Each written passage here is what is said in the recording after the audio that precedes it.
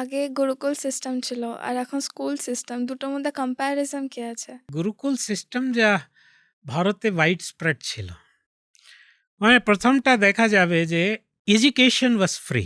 হুম, ইন্ডিয়াতে education, health care and justice was free. মানে একটা পুয়ার গরিব মানুষ করতে পারত, কোনো অসুবিধা নেই।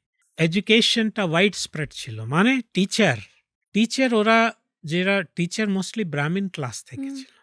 স্টুডেন্টসরা কোনো পেমেন্ট করতো না, মানে কিছু হয়তো রাইস দিয়ে দিল, সিজন রাইস হয়েছে, হারভেস্টিং হয়েছে, 5 কিলো রাইস দিয়ে দিল। ফেমাস আমাদের ইনসিডেন্ট আছে কৃষ্ণনগর। কৃষ্ণনগরে ওখানে একটা খুব পণ্ডিত, বড় পণ্ডিত ছিল। তো রাজা এই কে কৃষ্ণচন্দ্র কেউ গেছে ওনার বাড়িতে, মহারাজ আপনার কথা আমি শুনেছি অনেক, সেই জন্য আজকে দেখা করতে আসলাম। তো বলুন কি আমি সেবা করতে চাই। তো বলছে আমার তো কি লাগবে, কাপড় তো আছে 2-3 সেট, এই ধুতি আছে, গামছা আছে, আর কি লাগবে তোমার? করলো তুমি শুনো, তোমার ওয়াইফকে জিজ্ঞেস করছে কিছু লাগবে, মহারাজ এসছেন।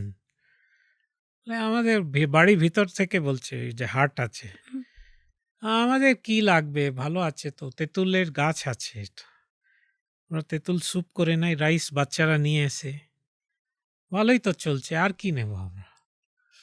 মানে এত সিম্পল ছিল। হুম, গ্রামে গ্রামে স্কুলগুলো ছিল হাই এন্ড, হাই লেভেল।